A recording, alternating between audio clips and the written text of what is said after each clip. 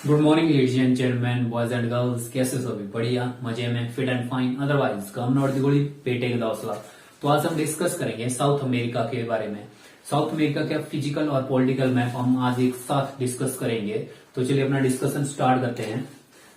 South America विश्व का चौथा सबसे बड़ा कॉन्टिनेंट है और सबसे पहले हम साउथ अमेरिका के कुछ खाड़ियां हैं, कुछ ट्रेंच हैं और कुछ द्वीप हैं, उन पर डिस्कस कर लेते हैं। ओके, हम यहां से स्टार्ट करते हैं। यहां पर जो खाड़ी है उसे हम कहते हैं गल्फ ऑफ पेनास, गल्फ ऑफ पेनास या पेनास की खाड़ी। ओके, यहां पर जब हम आते हैं, यहां पर हमें एक ट्रेंच देखने को मिलता है। इस ट्रेंच को कहते हैं हम चिली पेरू ट्रेंच। क्या कहते हैं? चिली पेरू गर्त या ट्रेंच या खाई। ये जो खाई बनी हुई है ना, आप देखोगे इस साइड जो है वो साउथ अमेरिकन प्लेट है और यहां पर पैसिफिक प्लेट है। यहां पर जो कौन सा सागर है? South Pacific ocean. और इस साइड जो है साउथ अटलांटिक ओशियन। ओके, तो यहां पर आप देखोगे कि एक साइड जो है वो साउथ अमेरिकन प्लेट है और एक साइड जो है वो पैसिफिक प्लेट है। पैसिफिक प्लेट जो है वो भारी प्लेट है और जो साउथ अमेरिकन जो प्लेट है वो हल्की प्लेट है। तो जब ये दोनों प्लेटें आपस में टकराई है तो जो साउथ अमेरिकन प्लेट है ना, वो पैसिफिक प्लेट के ऊपर चढ़ गई है, जिसकी वजह से यहां पर आप देखोगे एक खाई बन जाती है। क्या बन जाती है? खाई बन रही है। तो जो चिली और पेरू गर्त की जो खाई है ना, वो इसी वजह से बनी हुई है। और इसकी जो डेप्थ है वो मैं मिटा देता हूं। यहां पर चिली पे पेरू की जो खाई की यहां पर जो डेप्थ है वो है 6600 मीटर और नीचे यहां जैसे जो है इसकी डेप्थ है 8066 मीटर। माइनस में हम इसको काउंट होते हैं, माइनस 6600 ऊपर और नीचे जो है वो माइनस 8066 मीटर है। ओके, ऊपर जो है यहां पर जो खाड़ी है इसको हम कहते हैं गवायाकिल की खाड़ी, गल्फ ऑफ गवायाकिल। ओके, इसी के आगे आप यहां पर देखोगे आपको द्वीप देखने को मिलेगा। छोटे छोटे द्वीपों का ग्रुप है। इस द्वीप का नाम है गलापेगोस, गलापेगोस द्वीप। गलापेगोस जो द्वीप है वो इक्वाडोर देश का के अंडर में है। किसका अधिकार है गलापेगोस द्वीप पर? इक्वाडोर का। और वेस्ट ईस्टर्न साइड चलते हैं। यहां पर जो खाड़ी है या गल्फ है इसका नाम है Salvador, gulf of Salvador. Okay, नीचे आते हैं। यहां पर जो खाड़ी है या गल्फ है इसका नाम है सेंट जॉर्ज की खाड़ी या गल्फ ऑफ सेंट जॉर्ज। और नीचे Gulf of Grande, Gulf of Grande. Okay, यहां पर आपको ये जो द्वीप दिख रहा है ना, इस पर दो देशों का अधिकार है। इस द्वीप का नाम है टिएरा डेल फ्यूगो। टिएरा या तिएरा जो भी आप लिखिए, Tierra del Fuego, Tierra del Fuego. इस पर दो देशों का अधिकार है और Tierra del Fuego South America का सबसे बड़ा द्वीप है। कौन सबसे बड़ा द्वीप है साउथ अमेरिका का? Tierra del Fuego. ओके, ऊपर आपको यहां पर देखने को मिलेगा यह फॉकलैंड द्वीप, फॉकलैंड द्वीप। फॉकलैंड द्वीप जो है यूके के, यूनाइटेड किंगडम के अंडर में है। अब क्यों है इसके बारे में जब हम कंट्री पर डिस्कस करेंगे तब मैं बताऊंगा। ओके, तो ये थे साउथ अमेरिका की कुछ खाड़ियां, कुछ ट्रेंच एंड कुछ द्वीप। अब मेन लैंड के अंदर जो है उतरते हैं। बाहर से मैं मिटा देता हूं इनको। समझ गए? इस साइड साउथ अटलांटिक सी, इस side Pacific C and chilli Peru trench. जो साउथ अमेरिका है ना, साउथ अमेरिका में टोटल 13 कंट्रियां हैं और एक कंट्री जो है वो फ्रांस की टेरिटरी है। यहां से स्टार्ट करते हैं। ये जो पहला देश है इसका नाम है फ्रेंच गुयाना, फ्रेंच गुयाना। यहां पर मैं मैप लगा देता हूं साथ में, आप उसमें देखते चलना। ओके, फ्रेंच गुयाना जो है वो फ्रांस की टेरिटरी है। फ्रांस जो है यहीं से अपने सैटेलाइट वगैरह लॉन्च करता है। ओके, फ्रेंच गुयाना के आगे जो है ये है सूरीनाम, सूरीनाम देश है। सूरीनाम देश के आगे ये जो कंट्री है इसका नाम है Guyana, Guyana. French Guiana France की टेरिटरी, उसके आगे सूरीनाम, सूरीनाम के आगे गुयाना। गुयाना अपने डायमंड के लिए बड़ा फेमस है ये देश। इसके आगे वेनेजुएला, वेनेजुएला। वेनेजुएला जो है वो विश्व का सबसे बड़ा पेट्रोलियम संरक्षित क्षेत्र वाला देश है। विश्व का सबसे ज्यादा पेट्रोल किसके पास है? पेट्रोल जो है वो वेनेजुएला के पास है। वेनेजुएला में जो है वर्ल्ड की सबसे बड़ी पेट्रोलियम रिजर्व का एरिया है, और वो उसमें भी यहाँ पर आप एक झील देखोगे, इसका नाम है मरकाइबो झील। मरकाइबो झील के आसपास का जो एरिया है ना, वो पेट्रोलियम का भंडार है। सबसे बड़ा वेनेजुएला का जो रिजर्व है ना, पेट्रोलियम रिजर्व है, वो मरकाइबो झील के आसपास है। तो विश्व का सबसे बड़ा पेट्रोलियम रिजर्व कंट्री कौन सा है, या पेट्रोलियम संरक्षित क्षेत्र वाला कंट्री कौन सा है? वो वेनेजुएला है। टॉप पर वेनेजुएला है, लेकिन यहाँ का जो पेट्रोल ना वो बेस्ट क्वालिटी का नहीं होता, इसमें सिल्ट वगैरह मिक्स होती है, तो जिसकी वजह से इसकी डिमांड पूरे देशों में जो है या वर्ल्ड में जो वो थोड़ी कम है। और नंबर वन पर है वेनेजुएला ही, दूसरे पर सऊदी अरब, तीसरे पर कनाडा आ जाता है, उसके बाद ईरान। वो लिस्ट बड़ी लंबी चली जाती है आगे को। वेनेजुएला के आपने 1-2 साल पहले न्यूज में सुना होगा कि वेनेजुएला की जो अर्थव्यवस्था है वो पूरी तरह जो है वो तबाह हो गई है, इनकी इकोनॉमी जो है पूरी तरह डिस्ट्रॉय हो गई है। हुआ क्या था कि यहाँ के जो प्रेसिडेंट थे ना, उन्होंने बैंकों को कह दिया था कि आप जो नोट छापिए। इन्होंने नोटों के द्वारा अपने देश की अर्थव्यवस्था को चलाने की सोची कि हम जो है पैसे छापेंगे। पता नहीं अनपढ़ था कि क्या था, उसने पैसे छापने शुरू कर दिए और पब्लिक के पास बाजार में पैसों की सप्लाई बढ़ गई।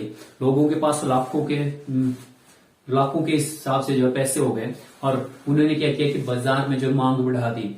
बाजार में मांग बढ़ी तो चीजें जो है वो महंगी हो गई, और जिसकी वजह से पूरी वेनेजुएला की अर्थव्यवस्था जो है वो तबाह हो गई है।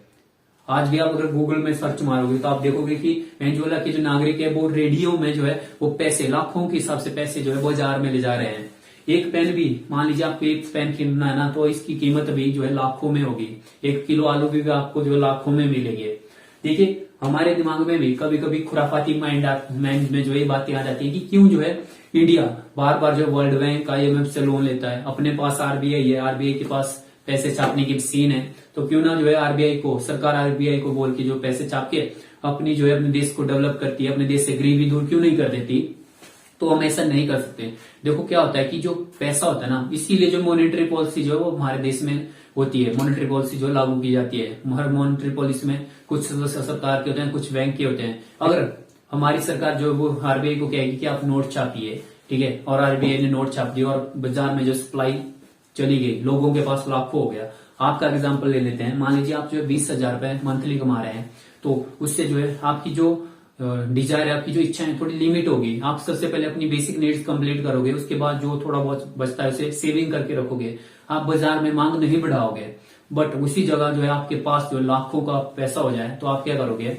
अपनी लाइफ से थोड़ी लग्जरी जीना शुरू कर दोगे। गाड़ियां खरीदोगे बाजार में जो है, जैसे कि कोई भी जिससे आपकी लाइफ जो है थोड़ी लग्जरियस हो जाए, तो वो सारी चीजें खरीदोगे। तो पैसा जो है पूरे बाजार में आपके पास ही तो नहीं है, सभी के पास उतना ही होगा। तो सभी क्या जाएंगे? बाजार में जाएंगे, मांग बढ़ाएंगे। मांग बढ़ेगी तो कीमतें बढ़ेंगी तो इन्फ्लेशन होगा, मतलब महंगाई होगी। तो वही कारण हो जाता है, फिर अर्थव्यवस्था जो है पूरी तरह तबाह हो जाती है।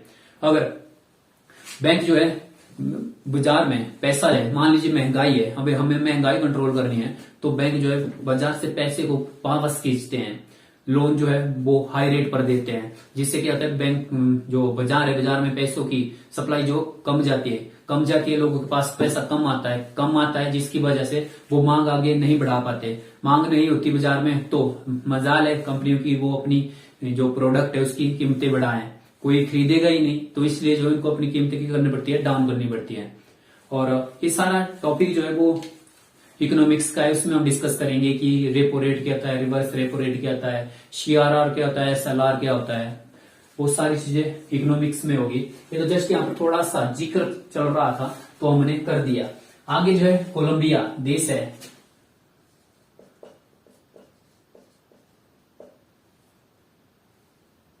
कोलंबिया को गेटवे ऑफ साउथ अमेरिका भी कहा जाता है। कोलंबिया को गेटवे ऑफ साउथ अमेरिका कहा जाता है, क्योंकि आप देखोगे यहां से ही साउथ अमेरिका का लास्ट जो देश है पनामा की जो बाउंड्री है वो साउथ अमेरिका से जुड़ी हुई है। अगर आप बाई लैंड जो है साउथ अमेरिका आना चाहते हैं तो आपको किस देश में एंटर होना पड़ेगा? कोलंबिया में। तो इसलिए जो है इसको क्या कहा जाता है? Gateway of south America. इसकी इसका नाम जो है कोलंबस के नाम पर रखा है, जिसने जो इसकी खोज की थी। खोज मीन्स मतलब वो सबसे पहले यहाँ पर आया था, उसने बताया था कि भाई ऐसा भी कोई देश है, ऐसी भी कोई जगह है, तो कोलंबस के नाम पर इस देश का नाम पड़ा था। ओके, इसके नीचे है इक्वाडोर। इक्वाडोर की राजधानी क्विटो। क्विटो आप देखोगे वो विषुवत रेखा पर स्थित है, विषुवत रेखा इसके ऊपर से गुजरती है। ओके, इक्वाडोर की राजधानी क्विटो। इक्वाडोर में दो ज्वालामुखी, दो वोल्केनो है, एक कोटोपैक्सी, दूसरा चिम्बराजो। दोनों जो है, जब हम इसके बाद एंडीज पर्वत पढ़ेंगे तब हम डिस्कस करेंगे। ओके, आगे आप जाओगे, यहां पर है पेरू। पेरू देश है, पेरू और बोलीविया। शॉर्ट में ही लिखता हूं मैं, इतना बड़ा क्यों लिखा, बोलीविया। पेरू और बोलीविया की बाउंड्री पर एक झील है, इसे हम कहते हैं टिटिकाका लेक। टिटिकाका लेक या टिटिकाका झील। टिटिकाका झील विश्व की सर्वाधिक ऊंचाई पर, विश्व की सबसे अधिक ऊंचाई पर स्थित नौकागम झील है। नौकागम झील है।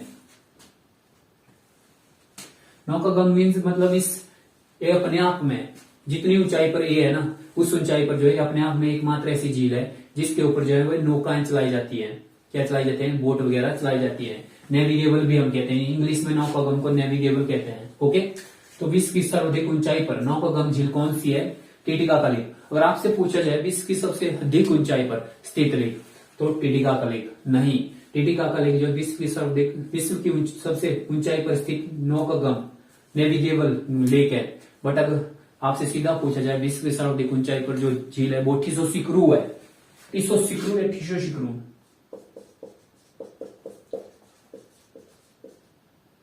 टिसोसिक्रू ये जो है तिब्बत में है। तिब्बत में है विश्व की सबसे ऊंची लेक। कौन सी है? टिसोसिक्रू, जो तिब्बत में है। ओके, नौकागम है टिटिकाका लेक, सबसे ऊंचाई पर स्थित है। और यहीं पर आपको देखने को मिलेगा एक जलधारा बहती है। मैंने आपको कहा था कि समुद्र के अंदर पानी जो है वो नदियों की तरह ही बह रहा है, जिनको हम जलधारा कहते हैं। और जो विषुवत रेखा से जो जलधाराएं आती है वो कैसी होती है? गर्म होती है। विषुवत रेखा से ध्रुवों की ओर जो जलधाराएं आती है वो ठंडी होती, गर्म होती है। और विषुवतों से ध्रुवों से विषुवत, हम्बल बहुत हो रहा है यार, ध्रुवों से विषुवत की ओर जो जलधाराएं आती है वो ठंडी होती है, और विषुवत से ध्रुवों के लिए ओर आती है वो गर्म होती है। जैसे कि यहाँ पर एक जलधारा बहती है जिसका नाम पेरू देश के नाम पर ही है, पेरू। इसे हम कहते हैं पेरू की ठंडी जलधारा। सबसे ज्यादा एग्जाम में इसी से पूछा जाता है कि पेरू की जो जलधारा है वो कैसी है? ठंडी जलधारा है। इसको जो हम हम्बोल्ट की ठंडी जलधारा भी कहते हैं, हम्बोल्ट की ठंडी जलधारा, क्योंकि इस जलधारा का पता जो है सबसे पहले हम्बोल्ट ने लगाया था। एक भूगर्भ शास्त्री थे हम्बोल्ट, उनके द्वारा इस जलधारा का पता लगाया गया था। तो इसकी वजह से हम इसे हम्बोल्ट की ठंडी जलधारा भी कहते हैं। और एग्जाम में आपसे पूछा जाएगा कि हम्बोल्ट की जलधारा जो है किससे कहते हैं? तो पेरू की जलधारा को। हम्बोल्ट की जलधारा कैसी है? ठंडी जलधारा है। या पेरू की जलधारा कैसी है? ठंडी जलधारा है। ओके, आगे बोलीविया। बोलीविया की राजधानी है ला पाजा। लापाज या लापाजा। यहां पर है जो टिटिकाका लेक है ना, टिटिकाका लेक के जस्ट ऊपर स्थित है। लापाजा जो है बोलीविया की राजधानी और विश्व की सबसे ऊंचाई पर स्थित कैपिटल है। विश्व की सबसे अधिक ऊंचाई पर स्थित राजधानी लापाजा या लापाज, जो भी आपके मैप में, अलग अलग मैपों में अलग अलग है। जैसे कि मेरे मैप पर इसका नाम है लापाज, जबकि जो एटलस है उसमें लापाज है, और जो मैप दीवारों में लटके उनसे वह लापाजा है, लापाज। ओके, सबसे अधिक ऊंचाई पर स्थित कैपिटल कौन है? बोलीविया की लापाज। आगे पेरू। पेरू जो है, सॉरी पेरू नहीं है, पराग्वे है। पराग्वे एक लैंडलॉक कंट्री है। पूरे साउथ अमेरिका में दो ही कंट्री ऐसी हैं जो लैंडलॉक है, एक पराग्वे और दूसरा बोलीविया। आप देखोगे इनकी कोई भी समुद्री सीमा नहीं है। और लैंडलॉक कंट्री हम किसे कहते हैं? जो अपनी सीमा जो समुद्र के साथ साझा नहीं करते, जो भी जिनके पास सिर्फ लैंड ही होता है, कोई समुद्री सीमा नहीं होती। तो कौन कौन सी है? Bolivia and Paraguay. ओके, यहां पर आपको पतली सी एक कंट्री दिख रही है, ये वाली, इसे कहते हैं हम चिली। मिर्च की शेप में है, इसे हम कहते हैं चिली। चिली चिली जो है विश्व का सबसे लंबी तट सीमा वाला देश है। विश्व की सबसे लंबी तटीय रेखा है। मान लिया विश्व का सबसे लंबा तट जो है किसके पास है? चिली के पास है। अब आप कहोगे कि वेट, विश्व का सबसे लंबी तट रेखा वाला देश तो जो वो कनाडा है। तो देखिए कनाडा जो है सबसे बड़ी तटीय सीमा रखता है अपने पास। सबसे बड़ा जो तट है, देखो लार्जेस्ट और लॉन्गेस्ट दोनों अलग अलग है। Largest Canada, longest Chile. सबसे बड़ी तटीय सीमा किसके पास है? कनाडा के पास है। लेकिन सबसे लंबी जो है वो चिली के पास है। ओके, चिली के पास है।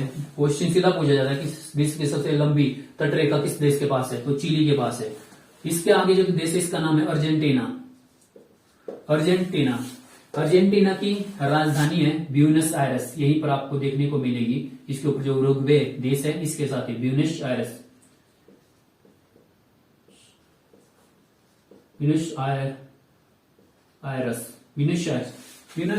में जो इंटरनेशनल समिट वगैरह होती रहती है, जैसे 2018 में जो यहाँ पर G20 का सम्मेलन हुआ था। ओके, तो यहाँ पर आपको देखने को मिलेगा फॉकलैंड द्वीप है। फॉकलैंड द्वीप पर जो है अर्जेंटीना कहता है कि हमारा पार्ट है। फॉकलैंड द्वीप को अर्जेंटीना कहता है हमारा पार्ट है। और एक टाइम पर जो है अर्जेंटीना ने फॉकलैंड पर जो है अटैक भी किया था। फिर पहले यूके के ही अंडर में है ये, बट यहाँ पर अर्जेंटीना ने जो अटैक कर लिया और इसे अपने अंडर में ले लिया। फिर ब्रिटेन की नेवी जो अपनी सेना लेकर आती है और फिर से जो इस फॉकलैंड द्वीप को जो है अर्जेंटीना से आजाद कर देती है। और उसके बाद जो है ब्रिटेन यहाँ पर फॉकलैंड द्वीप में जो है रेफरेंडम करवाता है, जनमत संग्रह करवाता है कि यहाँ की पब्लिक जो है वो किस देश के साथ रहना चाहती है। तो यहाँ की पब्लिक जो है वो ब्रिटेन के फेवर में वोट करती है। और यहाँ आज भी जो है फॉकलैंड द्वीप जो है वो यूके यूनाइटेड किंगडम का ही पार्ट है। क्योंकि यूके जो है एक डेवलप कंट्री है, इसको जो है फुल फैसिलिटी मिलती है फॉकलैंड वाले लोगों को।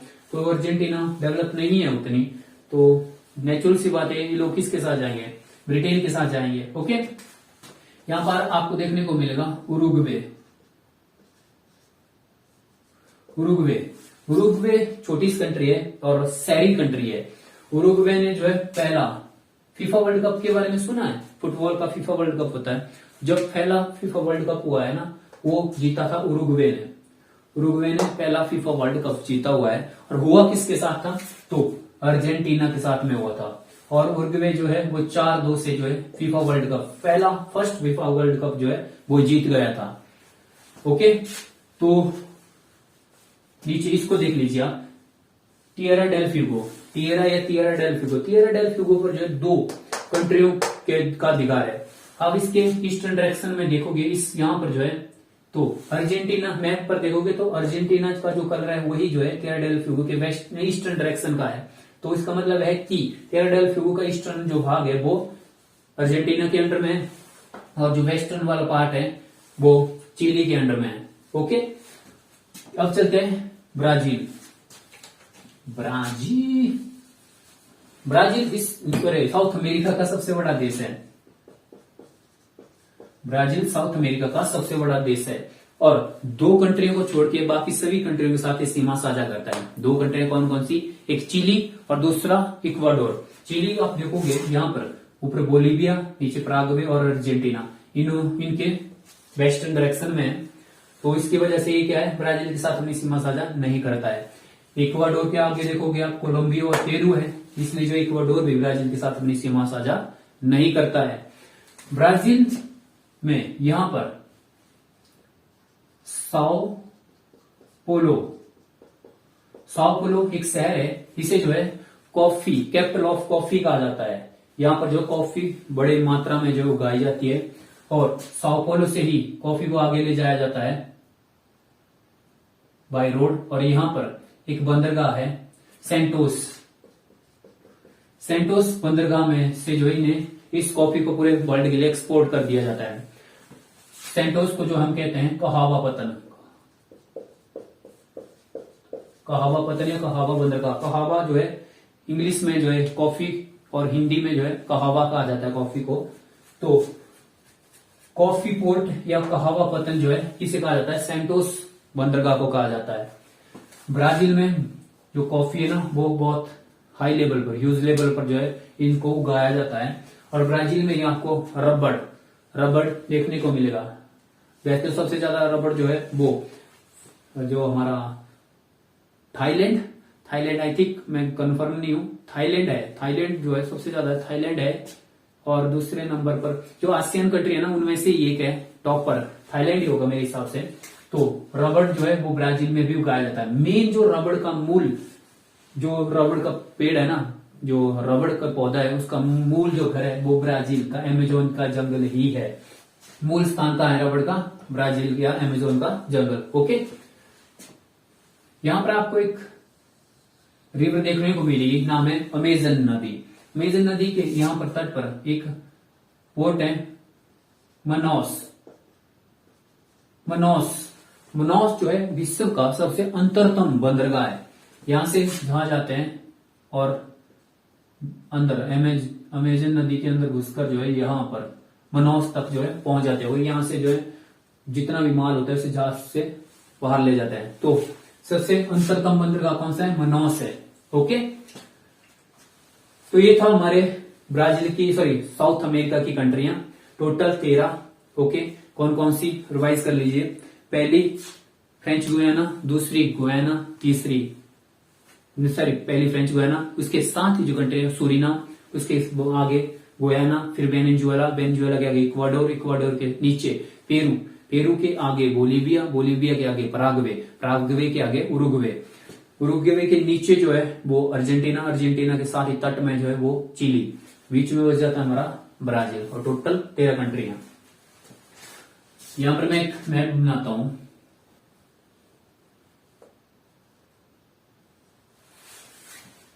ऊपर है नॉर्थ अमेरिका, उतना अच्छा नहीं बनाया लेकिन देख लो, नॉर्थ अमेरिका, नीचे साउथ अमेरिका। तो यहां पर मैंने आपको बताया था कि जो यहां पर नीचे 7 कंट्रियां को हम कहते हैं सेंट्रल अमेरिका। क्या कहते हैं? सेंट्रल अमेरिका, जो ग्वाटेमाला से लेकर पनामा तक है। तो ग्वाटेमाला के ऊपर जो यहां पर कंट्री है उसका नाम है मैक्सिको। और जब हम सेंट्रल अमेरिका के साथ मैक्सिको को ऐड करते हैं तो क्या बन जाता है? Middle America. तो मिडिल अमेरिका और इसके ऊपर है, यहां पे बता ही देता हूं, ये मैंने शायद नॉर्थ अमेरिका वाली वीडियो में नहीं बताया था। तो कनाडा और यूएसए को एक साथ हम कहते हैं एंग्लो अमेरिका। कनाडा और यूएसए को एंग्लो अमेरिका, मैक्सिको और सेंट्रल अमेरिका कंट्री को एक साथ बोलते हैं हम मिडिल अमेरिका। तो सेंट्रल अमेरिका इस साइड क्या है? जमैका, हैती, बहामास जो कंट्री हैं उनको हम क्या कहते हैं? कैरेबियन कंट्रियां कहते हैं या वेस्ट इंडीज कहते हैं। तो कैरेबियन या वेस्ट इंडीज और मिडिल अमेरिका समेत पूरे साउथ अमेरिका की जो सारी कंट्री है ना, कौन कौन सी?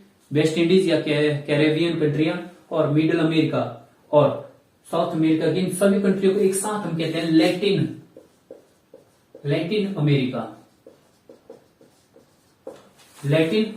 लैटिन लैंग्वेज से बहुत सारे लैंग्वेज जो है वो निकली हैं। तो लैटिन अमेरिका में कौन कौन आते हैं? लैटिन अमेरिका में आता हमारा middle America, central America. Middle या सेंट्रल एक ही बात है, ठीक है। मतलब जब मैक्सिको ऐड कर देते हैं तो बन जाता है मिडिल, बाकी सेंट्रल अमेरिका की 7 कंट्री अलग। मिडिल अमेरिका, कैरेबियन सी और पूरा साउथ अमेरिका, तो एक साथ इनको क्या बनता है? Latin America. Okay, south America की वेस्टर्न जो साइड है ना, यहां पर एक लंबा पर्वत श्रृंखला, एक बहुत लंबी पर्वत श्रृंखला है और विश्व की सबसे लंबी पर्वत श्रृंखला है।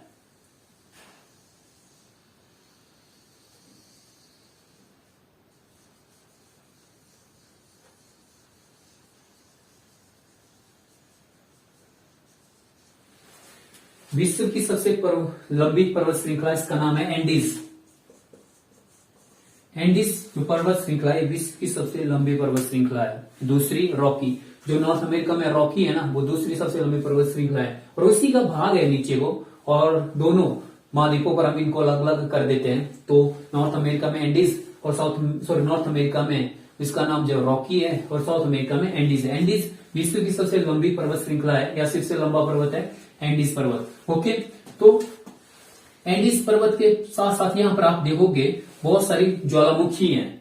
जो ये सारी जो साउथ अमेरिका का जो तट है ना, ये आता है रिंग ऑफ फायर में।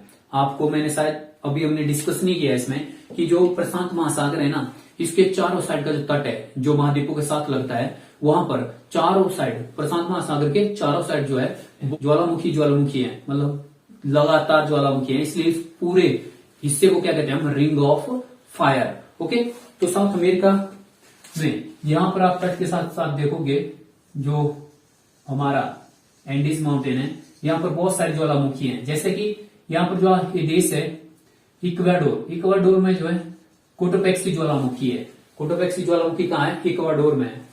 चिमराजो कोटोपेक्सी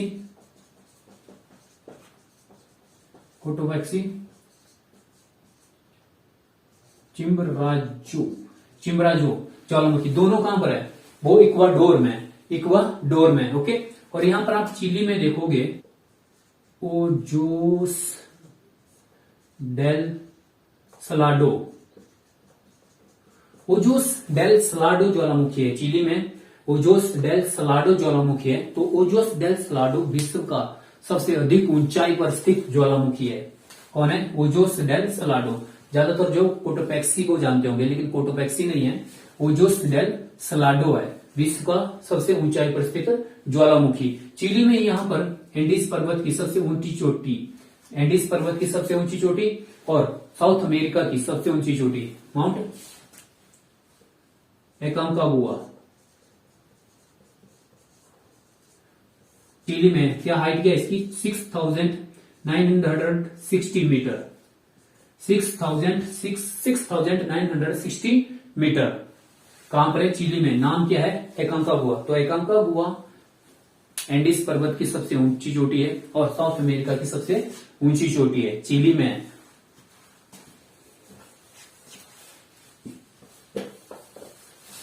आगे आप देखोगे यहां पर इसी जो एंडीज पर्वत है ना, जब यहां से जो पवने आती हैं उनमें नमी होती है, क्योंकि ये रीजन जो है यहां से विषुवत रेखा गुजरती है, यहां से मकर रेखा गुजरती है। तो यहां से जब जो हवाएं आती हैं उनके वो जो है नमी से बिल्कुल भरी होती है। तो जब वह यहाँ आगे बढ़ती है, यहां से आगे बढ़ती है, तो आगे क्या है? एंडीज पर्वत है। तो एंडीज पर्वत से जब हवाएं टकराती हैं तो वो ऊपर उठने की कोशिश करती है।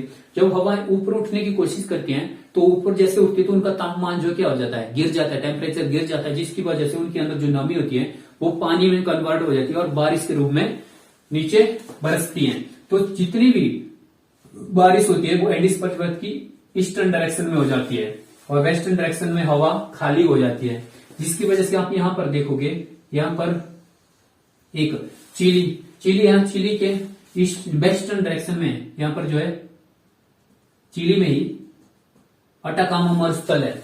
आप मैप में देखा करो साथ में, अटाकामा मरुस्थल है। अटाकामा मरुस्थल में ही विश्व का सबसे सूखा स्थल है। सबसे सूखा स्थल क्या है? अरिका। विश्व का सबसे सूखा स्थल अरिका। यहां पर पिछले 10-12 सालों से कोई बारिश नहीं हुई है।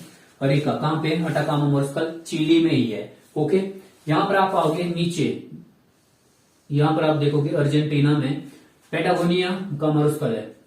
Patagonia desert.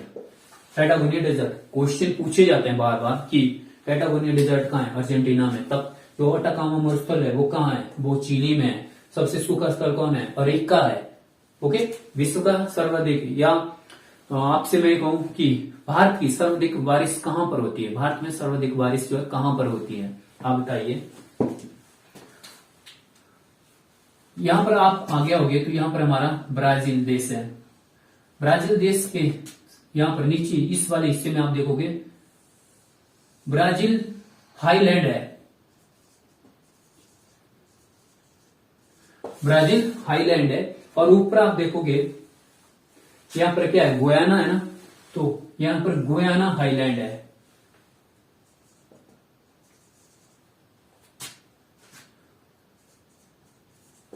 गुयाना उच्च भूमि, नीचे ब्राजील उच्च भूमि। और आप देखोगे कि जो बीच वाला जो हिस्सा है ना, वो इसकी ढाल कुछ इस तरह की है और इस बीच वाले हिस्से में एक नदी बहती है और विषुवत रेखा के पास इसका मुहाना बन जाता है। यहां पर विषुवत रेखा है तो विषुवत रेखा के पास इसका क्या बन जाता है? मुहाना बन जाता है। तो ये कौन सी नदी है? अमेजन नदी, अमेजन नदी, अमेजन नदी है। ठीक है, अमेजन नदी की जो ट्रिब्यूटरियां हैं, जो सहायक नदियां हैं, उनकी संख्या 1100 है। 1100 नदियां जो है अमेजन नदी में अपनी पानी गिराती हैं, अपना पानी गिराती हैं। तो विश्व की सबसे बड़ी नदी, अब आपको अगेन नील नदी नहीं, नील नदी जब विश्व की सबसे लंबी है, लॉन्गेस्ट है, लार्जेस्ट नहीं है, तो विश्व की सबसे लंबी नदी नील नदी, और विश्व की सबसे बड़ी नदी अमेजन नदी। देखिए, लंबी नदी नील नदी है, उसके बाद जो मर्जी पूछा जाए अमेजन नदी पर टिक कर लो। विश्व की सबसे बड़ी नदी अमेजन नदी, विश्व का सबसे बड़ा जलग्रहण क्षेत्र किसका? अमेजन नदी का। 1100 नदियां इसमें पानी गिराती है, तो विश्व का सबसे बड़ा जलग्रहण क्षेत्र अमेजन नदी का। वॉल्यूम वाइज, मतलब जिसमें सबसे ज्यादा पानी है, वॉल्यूम वाइज सबसे बड़ी नदी अमेजन नदी। सर्वाधिक वर्षा क्षेत्र वाली नदी अमेजन नदी। सबसे अधिक मीठे पानी की नदी अमेजन नदी। तो बहुत सारे क्वेश्चन यहां से बन जाएंगे। अमेजन नदी की वैसे तो सबसे बड़ी छोटी बहुत कम पूछते हैं आजकल, ज्यादातर ये पूछा जाता है कि जैसे गंगा की सबसे बड़ी सहायक नदी कौन सी है, यमुना। वैसे ये पूछा जा सकता है कि जो अमेजन नदी है इसकी सबसे बड़ी सहायक या सबसे लंबी सहायक नदी या बड़ी सहायक नदी कौन सी है। यहां पर इसका नाम है मैडीरा, मैडीरा, मैडीरा। मैडीरा बोलो या मैडीरा बोलो, एक ही बात है। सबसे लंबी नदी मैडीरा। ओके, यहाँ आगे आप यहाँ पर बहुत सारी नदियां जैसे कि पुरुष हो गई, ऊपर से आपको यहाँ पर निग्रो देखने को मिलेगी, निग्रो। तो 1100 सहायक नदियां हैं इसकी। सबसे लंबी नदी मैडीरा या मैडीरा। ओके, इस नदी को याद रखना। यहाँ ऊपर गुयाना हाईलैंड है, नीचे ब्राजील हाईलैंड है, ब्राजील हाईलैंड है। ब्राजील उच्च भूमि, ऊपर गुयाना उच्च भूमि। यहाँ पर माउंटेन है, यहाँ पर कौन सा माउंटेन है? एंडीज माउंटेन है। ठीक है, तो यहाँ से जो हवाएं आती है यहाँ पर टकरा जाती है और बारिश जो यहाँ पर कर देती है। और यहाँ पर जो है विषुवत रेखा है, और विषुवत रेखा है तो सूरज साल भर सीधा चमकता है, और यहाँ पर धूप भी दबा के होती है, बारिश भी दबा के होती है। जो पेड़ होते हैं उन्हें दो ही चीजें चाहिए होती है, एक पानी और एक धूप। तो जिसकी वजह से यहाँ पर बहुत घने घने और सदाबहार वन बने हुए हैं, उनको हम कहते हैं सेलवास के वन, सेलवास वन।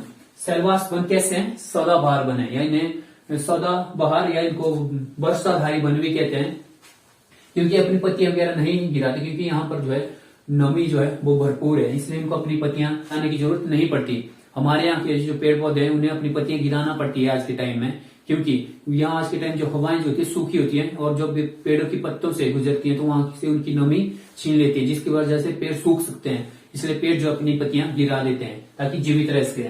तो यहाँ के जो पेड़ हैं वो अपनी पत्तियां नहीं गिराते हैं, सदाबहार वन है, और इन वनों को हम क्या कहते हैं? सेलवास वन कहते हैं। इन्हीं को हम, यहाँ के जो वन है इन्हीं को जो है हम कहते हैं अमेजन का जंगल भी से कहते हैं। इतना घना है यहाँ के पेड़ जो बहुत ऊंचे ऊंचे हैं, और इतने घने की सूरज की रोशनी जो है अंदर जंगल के अंदर धरती तक नहीं पहुंच पाती। और इतने खतरनाक खतरनाक आपको यहाँ पर जीव देखने को मिलेंगे, ऐसी स्पीसीज देखने को मिलेगी जो कभी आपने सुना ही ना हो उनका नाम। इसलिए जो है जो साउथ अमेरिका ना, यहाँ पर आपको सांप भी देखने को मिलेंगे, एनाकोंडा वगैरह कहाँ मिलते हैं? यहीं पर मिलते हैं ना। तो आप इसकी वजह से पूरे साउथ अमेरिका को जो है वो स्नेक लैंड, स्नेक कॉन्टिनेंट भी कहते हैं, बर्ड कॉन्टिनेंट भी कहते हैं। ठीक है, सांप और पक्षियों का आइलैंड किसे कहते हैं? सॉरी, कॉन्टिनेंट किसे कहते हैं? साउथ अमेरिका को कहते हैं। ओके, अमेज़न का जो जंगल है वो बहुत बड़ा है। अगर आप एक बार इसके बीच में घुस गए ना, आप बाहर वापस जिंदा आओगे इसकी संभावना बहुत कम होगी। ओके, इसके आगे हम चलते हैं। यहाँ पर आप देखो कि विषुवत रेखा है, विषुवत रेखा के ऊपर कौन सा कटिबंध आता है? विषुवत रेखा के आसपास है, ये हमारा अर्थ है। ठीक है, हमारा अर्थ है, इनकी खत्म होगी सबकी। ये हमारी अर्थ है, अर्थ के 0 डिग्री से 10 डिग्री उत्तरी अक्षांश, 10 डिग्री दक्षिणी अक्षांश, इसके बीच का जो एरिया, इसे हम क्या कहते हैं? उष्ण कटिबंधीय। ठीक है, इसे हम क्या कहेंगे? उष्ण कटिबंधीय कहेंगे। इसके नीचे जो ये वाला जो हिस्सा है ना, दोनों साइड, इसे हम कहते हैं उपोष्ण कटिबंधीय, उपोष्ण कटिबंधीय। तो जो सवाना घास भूमि, जिसके बारे में मैंने अफ्रीका महाद्वीप में बताया था कि सवाना का सबसे बड़ा क्षेत्र जो है वो अफ्रीका महाद्वीप में है, तो वो किस तरह की घास है, वो उपोष्ण कटिबंधीय है, मतलब सूखी ड्राई कंटीली जो है वो घास है। तो वो कहां पर होती है, उपोष्ण कटिबंधीय। तो आप यहां पर देखोगे यहां पर कौन सी रेखा जा रही है, यहां से विषुवत रेखा गुजर रही है। विषुवत रेखा के 10 डिग्री उत्तर और 10 डिग्री दक्षिण यहां पर जो घास होती है पेनिनसुला के आसपास, इसे कहा जाता है लानोज, है सवाना घास ही, उपोष्ण कटिबंधीय घास, इसे कहां कहा जाता है, इसे यहां कहा जाता है। आज फंबल बहुत हो रहा है यार, मैं पानी पी लेता हूं।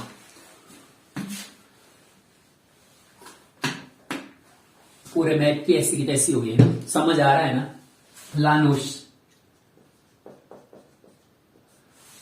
लानोस कहा जाता है यहां पर जो सवाना घास है उससे, या उपोष्ण कटिबंधीय घास। और यहां पर ब्राजील में इसे कैंपोस कहा जाता है। कैंपोश या कैंपोस जो भी आपको, कैंपोश कैसी घासें हैं, सवाना घास है, सवाना जलवायु घास है, या उपोष्ण कटिबंधीय घास है। ओके, अब इसके नीचे आप जाओगे, यहां पर जो ये वाला जो हिस्सा है, ये कौन सा कटिबंध आ गया, इसे हम कहते हैं शीतोष्ण कटिबंध। शीतोष्ण कटिबंध जो अमेरिका का प्रेरी वाला जो रीजन था वो कौन सा था, शीतोष्ण कटिबंध। तो वहां पर शीतोष्ण कटिबंधीय घास थी, जिसको वहां पर क्या कहा जाता था, प्रेरी घास। अब देखो कर्क रेखा के आसपास के रीजन था, कर्क रेखा के आसपास का रीजन था। तो यहां पर जो है मकर रेखा है, मकर रेखा गुजर रही है, तो इसके नीचे यहां पर अर्जेंटीना में किस तरह की घास होगी, शीतोष्ण कटिबंधीय घास होगी। तो इससे हम क्या कहेंगे, यहां पर जो प्रेरी घास है, प्रेरी जलवायु है, या शीतोष्ण जो जलवायु या शीतोष्ण जो घास है, उसे अर्जेंटीना में क्या कहा जाता है, पंपास घास। ठीक है, पंपास का जो घास का मैदान है, ओके, ये किस तरह का घास है, शीतोष्ण कटिबंधीय या प्रेरी जलवायु वाली घास है। हरी हरी होती है, लंबी लंबी हरी हरी मुलायम मुलायम घास होती है। ओके, अब देख लेता हूं कुछ बचा तो नहीं आपको बताने के लिए कुछ। ब्राजील उच्च भूमि है, यहाँ पर एंडीज पर्वत है, इसके बीच में यहाँ पर पराग्वे और प्राना नदियों का बेसिन है। यहाँ पर जो नदी बहती है यहाँ से, और यहाँ पर इस जहां पर नदी, ये प्राना नदी है, प्राना नदी जहां पर पानी गिराती है, इस यहाँ का नाम है रियो डी ला प्लाटा। ये वाला जो रियो डी ला प्लाटा, क्या कहते हैं इसे, Rio de la Plata, Gulf of Rio de la Plata. Okay, यहाँ पर जो है गिराती है। प्राना में ही यहाँ पर एक नदी और है, पराग्वे, जो पराग्वे से होकर बहती है, पराग्वे नदी। ओके, यहाँ पर जो देश है इसका क्या नाम है, उरुग्वे से भी एक नदी आती है और इसी में मिल जाती है, और आगे रियो डी प्लाटा में अपना पानी गिराती है। तो ये कौन सा बेसिन है, पराग्वे बेसिन। ओके, तो इस तरह से जो है आज हमारा पूरा साउथ अमेरिका का मैप जो है वो कंप्लीट होता है। और इस तरह अभी लास्ट जो 2 बचे हमारे पास, एक ओशिनिया महाद्वीप और दूसरा अंटार्कटिका महाद्वीप, वो बचे, और उसके बाद अपना मैप जो है वो कंप्लीट हो जाएगा। ओके, तो आज का जो वीडियो है उसे अब यहीं पे समाप्त करते हैं, इसका एंड करते हैं। मिलते हैं अब नेक्स्ट वीडियो में, तब तक के लिए बाय बाय।